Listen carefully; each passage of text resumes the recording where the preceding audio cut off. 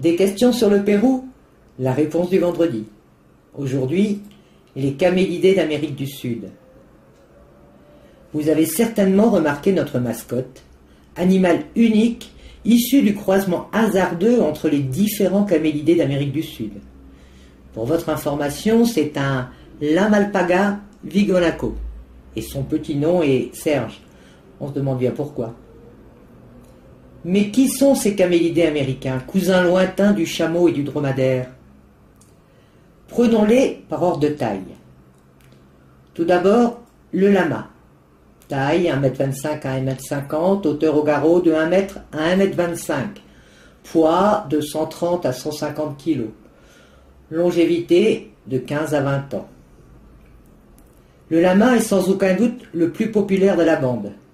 C'est le camélidé avec le plus de force, le plus grand, il peut atteindre 1,90 m, et le moins sélectif au niveau du régime alimentaire. Ces caractéristiques ont fait du lama le principal moyen de transport des peuples natifs andins avant l'arrivée des Espagnols, pouvant porter jusqu'à 60 kg. À l'époque précolombienne, le lama représentait le seul moyen de transport des marchandises des différents empires qui se sont succédés. Lui seul est aujourd'hui encore capable de se risquer sur des sentiers quasi impraticables. Il est très précieux pour les habitants de la Puna, zone située entre 3005 et 4800 mètres d'altitude, car non seulement il permet le transport des marchandises, mais il procure aussi de la laine, d'une qualité relative, soit, pour confectionner vêtements et couvertures, de la peau pour fabriquer des chaussures, de la viande pour nourrir les hommes, qui se servent aussi de ces excréments comme combustible. Les crottes auraient même permis aux Incas d'améliorer leur culture de maïs du fait de leur apport en oligo-éléments. Le lama étant très possessif, il peut devenir agressif lorsqu'un intrus pénètre sur son territoire. Les hommes ont donc eu l'idée de les utiliser comme chiens de garde, en les incorporant aux troupeaux de moutons, de chèvres et même de chevaux. Ils les défendent comme s'il s'agissait des membres de leur espèce, en crachant ou avec des coups de pied. On suppose que le lama a en fait été créé par l'homme, car on ne trouve pas d'exemplaires sauvages. Il pourrait donc s'agir de guanacos domestiqués. Il possède un long pelage épais dont la teinte varie du brun au blanc et du noir au bleuté. Il peut également être pie ou moucheté. Ses pattes munies de sabots sont adaptées à l'évolution sur des pentes raides et caillouteuses. Les genoux et le thorax sont munis de callosités sur lesquelles il repose lorsqu'il s'accroupit. Son long cou prolongé par une tête petite et arrondie lui confère une silhouette élancée. La lèvre supérieure est fendue comme si l'animal avait un bec de lièvre, et ses incisives inférieures en spatule sont saillantes. Le lama a de longues oreilles, souvent courbées vers l'avant en forme de banane. Sa tête est bien rasée, la queue est légèrement relevée, et il semble très orgueilleux en vous toisant d'un air méprisant. Mais c'est un animal intelligent qui peut facilement comprendre les ordres. On trouve le lama sur l'ensemble de l'altiplano, au cœur de la cordillère des Andes. Il évolue surtout sur les plateaux d'altitude à la végétation alpine, entre 2005 et 4000 mètres. Le lama est un animal grégaire et social, qui vit en petits groupes constitués d'un mâle dominant, de 5 ou 6 femelles et de leurs jeunes. Il échange avec ses congénères à l'aide de diverses vocalisations. Les prédateurs du lama sont principalement les coyotes, le puma et l'oslo. La saison de reproduction s'étend de novembre à mai. La gestation dure environ 360 jours, au terme desquels la femelle donne naissance à un seul petit. Lors de la mise bas, le bébé lama pèse environ 10 kg et est capable de suivre sa mère dans l'heure qui suit sa naissance. Le juvénile est sevré entre 3 et 5 mois et devient indépendant vers le 5e mois. Mâles et femelles atteignent leur maturité sexuelle entre 2 et 3 ans. Vient ensuite le guanaco. D'après les scientifiques, le guanaco serait la version sauvage du lama.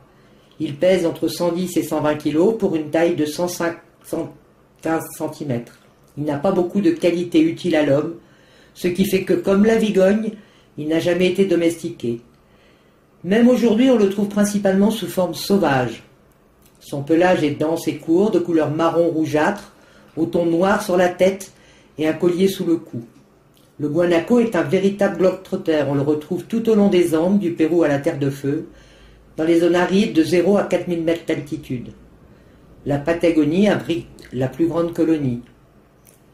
Même si sa laine est d'excellente qualité, entre celle de la Vigogne et de l'alpaga, son marché est loin d'être développé. L'animal est parfois même considéré comme nuisible pour les élevages argentins.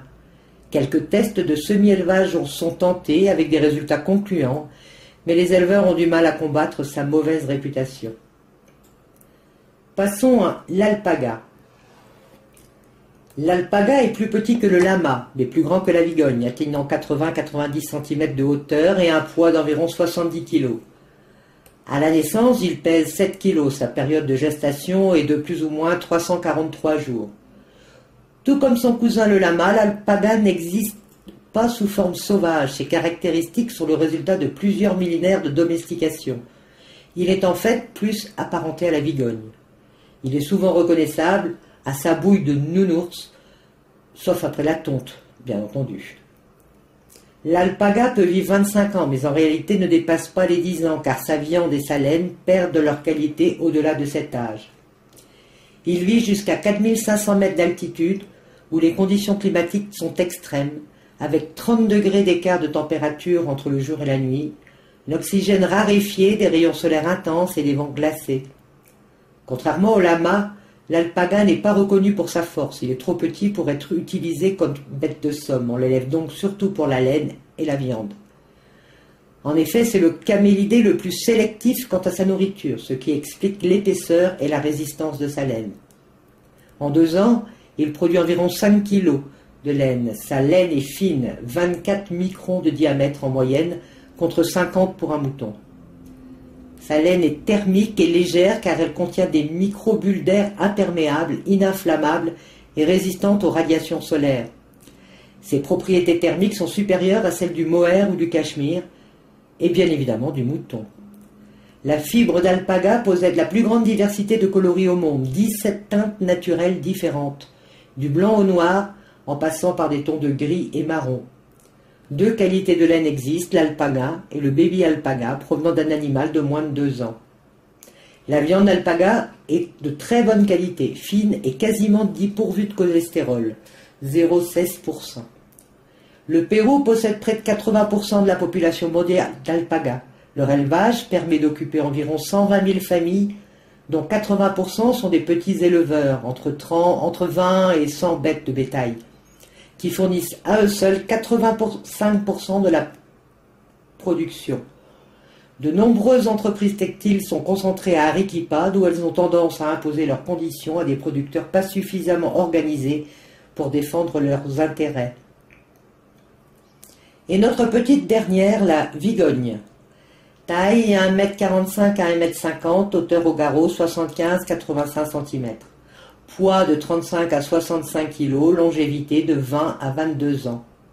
Doté d'une silhouette fine et délicate, son corps est recouvert d'une épaisse toison qui, côté dos, est de couleur fauve et côté ventre de couleur blanche.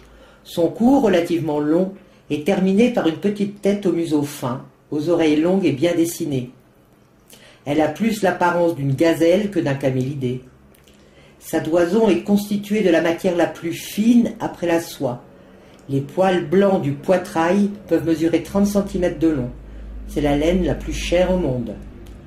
Elle évolue sur les plateaux herbeux entre 3002 et 4800 mètres d'altitude et vit en harde de 10 à 20 individus, généralement constitués d'un mâle dominant et d'une dizaine de femelles avec leurs petits, non encore sevrés.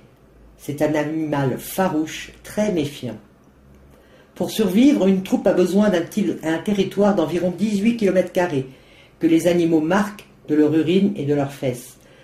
À l'exception du puma, la vigogne n'a pas de prédateur, et encore, il a fort à faire pour capturer sa proie, tant celle-ci est véloce, 50 km/h. Les accouplements ont lieu au cours des mois de mars et d'avril, et la femelle donne naissance à un seul petit après une gestation de 11 mois. Le bébé vigogne est capable de suivre sa mère une demi-heure seulement après la mise bas. Il tète sa mère pendant près de 10 mois et acquiert son indépendance entre 12 et 18 mois. Lorsque le juvénile est apte à prendre son essor, il est chassé du groupe. Et il rejoint alors d'autres jeunes, dans son cas, pour former des groupes de célibataires ou de femelles qui vont chercher fortune ailleurs. Les jeunes atteignent leur maturité sexuelle vers 2 ans. La vigogne se nourrit essentiellement de plantes herbacées et de graminées rendues coriaces par l'altitude. Bien évidemment, l'animal s'est adapté, ce qui explique également la pousse continuelle de ses incisives. La végétation étant rare et rase sur ces sols rocailleux, la vigogne ne trouve pas beaucoup d'eau ou de sels minéraux. Mais la Puna offre de nombreuses étendues d'eau salée que la vigogne est un des rares animaux à pouvoir boire. À l'époque des Incas, c'était un cadeau des dieux, une espèce sacrée, uniquement acclimatée dans cette chaîne de montagnes. Périodiquement, les Incas organisaient de grandes battues qu'ils appelaient tchakou, réunissant 20 000 à 30 000 hommes, au cours desquels tout le gibier d'une région était rabattu vers des enclos spécifiques. À l'exception des vigognes, tous les mammifères capturés étaient abattus et leur viande distribuée au peuple. Quant aux vigognes, elles étaient soigneusement tondues puis relâchées. Ce système assurait une parfaite conservation des ressources faunistiques.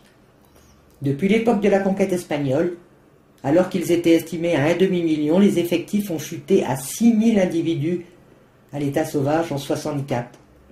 L'espèce avait été déclarée menacée à l'époque, mais des lois interdisant la chasse ainsi que le commerce de sa laine et de sa peau, suivi le programme de surveillance, ont permis de remonter le nombre d'individus à 75 000 dans les années 90 au Pérou. La dernière estimation en 2008 évalue la population à plus de 220 000 bêtes. Ce revirement est dû aux actions d'information auprès des populations, à qui on a expliqué que la laine des animaux valait mieux que leur viande. Les communautés indiennes étant les mieux placées pour protéger les vigognes dès lors qu'elles leur apportent un bénéfice.